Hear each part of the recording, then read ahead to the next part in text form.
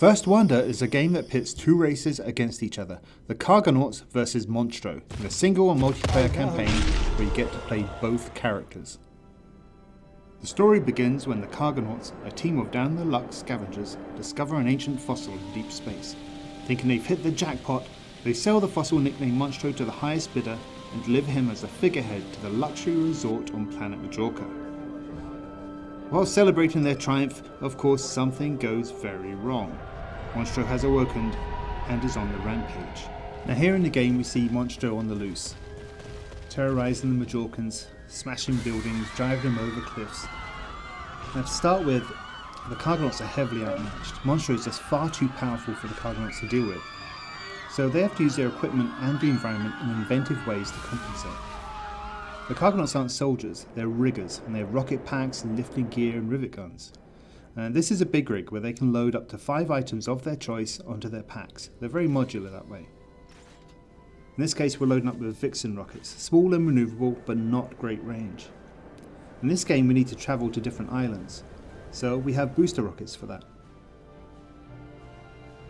We'll load up with a few of these. Now 1 or 2 would just be fine. We're going to have about 4 just to go over the top. And you see we've got so much more speed now. But the trouble is they're not very good in close environments. They're a little dangerous. Oh! And because they're full of fuel, you can actually just drop them off and ignite them from a distance and use them as a weapon. Or you drop them from the air to carpet bomb.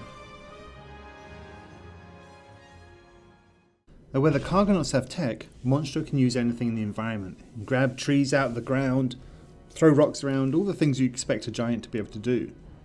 He's also very fast. He's agile and accurate, jumping great distances and landing on a dime. He's a giant, but we've given him a world that's scaled to him, so he's not restricted in any way. This is Monstro's world. The Cargonauts discover that Monstro is not just a wild beast, but on a prophecy. And to fulfill that, he must travel to various islands and perform rituals, destroying towns, eating virgins, etc. In this case, Monstro is using a volcano to shoot himself across the open sea. Now, each island has a unique way of allowing Monstro to leave that he has to discover. If the Cargonauts can find that first, then maybe somehow they can disable it with their tech. And they can trap him on an island and draw the net closer for a direct assault.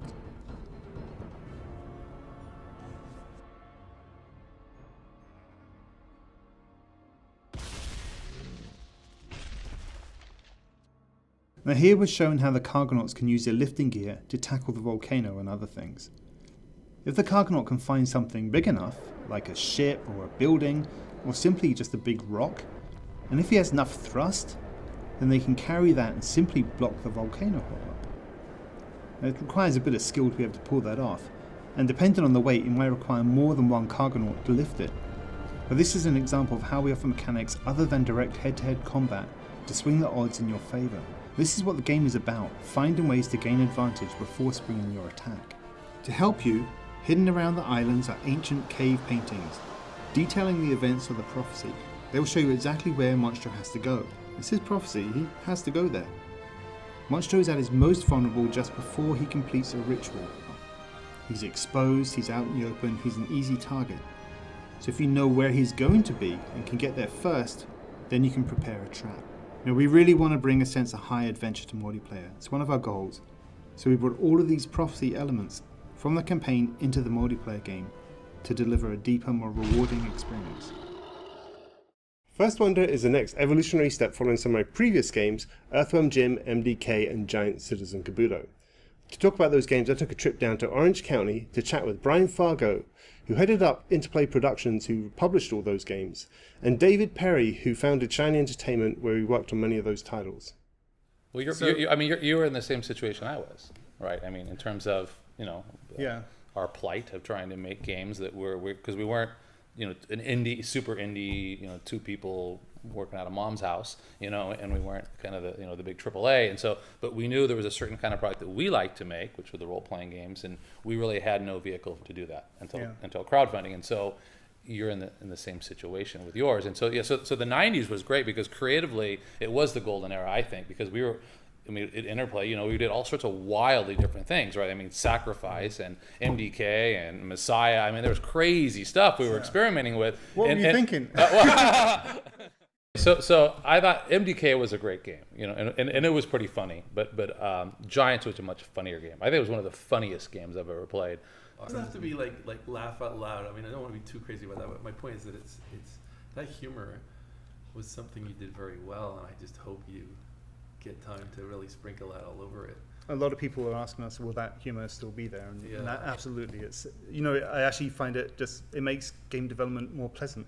It's a nice way to spend your time. And so when we go and work on sort of game design or story ideas, we just go down to the pub and have some drinks and laughs as you do. I've always found it funny. I've gone to some meetings before where you have all these designers and they talk about ideas and stuff comes up and the table erupts with laughter and then goes, oh, that's crazy, that's funny. And nobody writes it down. Yeah, well, obviously we can't put that in. And I'm like, why not? So that's exactly those are the best ideas. I flip that and I put exactly those moments in. And so sometimes they might seem a little disjointed, some of these things going together, but we sort of work out a way to get it in. Now what you've seen is just a glimpse of what we have planned. Rescuing Majorcans, defending villages, many more wild creatures for the Cargonauts to have to tame. What we're doing is laying the groundwork for a game that can expand way beyond its initial release. The team here at Rogue Rocket Games in San Francisco has been working really hard over the last few months to bring you this demo and to get this Kickstarter page ready.